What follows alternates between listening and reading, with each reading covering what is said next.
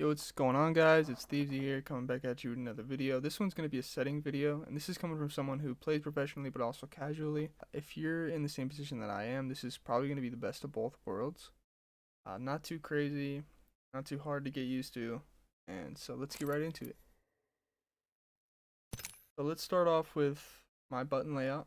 So I switched it from default to button puncher because a lot of times I was fighting and I ended up punching mid-fight because I pressed too hard on my right stick. So basically this just switches melee to B and then crouch to right stick, as you can see here. It helps out a lot, honestly. I don't do that anymore.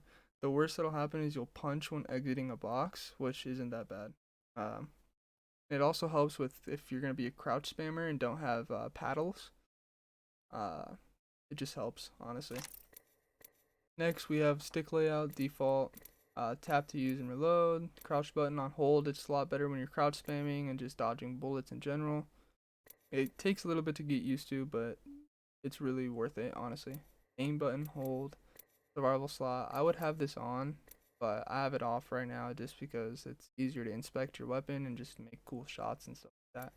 Trigger dead zones, default. You should probably have this as low as possible, but and menu cursor speed, I'll leave that here so you guys can copy it if you'd like.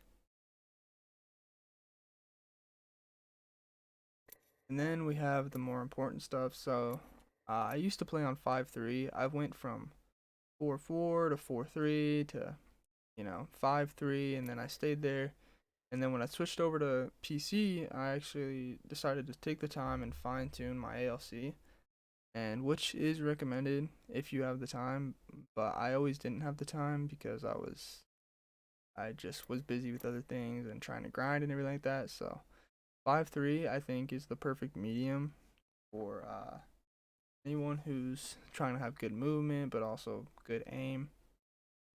So let's get right into the ALC.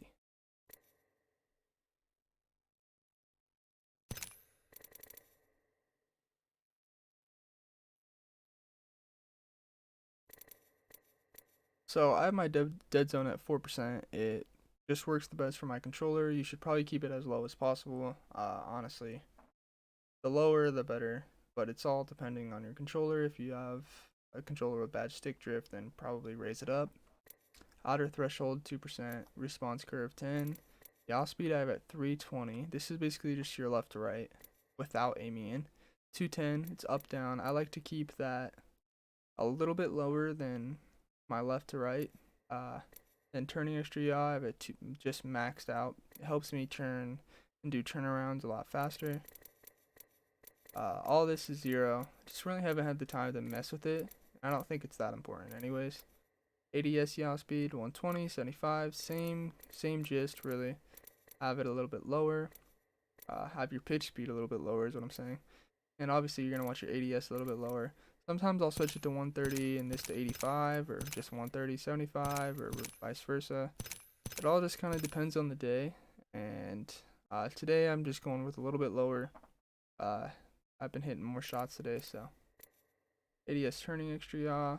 I have it bumped up a little bit. I've been messing with it a little bit, but I've found that these two right here work the best, 0% and 25%. I don't know what the percentage is to seconds, but 25%. Best for me. Target compensation, I have it on. Melee target compensation, I have it on as well. There's no reason you should turn these off. This is basically just aim assist. Keep these on at all times unless you want to be at a major disadvantage. Anyways, that's the end of the video. Here's a little gameplay I got from ranked the other day with these settings. If you guys like videos like this or want to see more in general, just let me know down in the comments, and like, subscribe, share this with your friends, and stay cool. Peace out.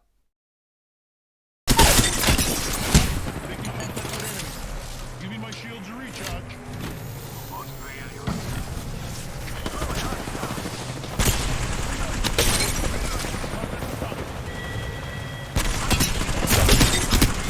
There we go, GG.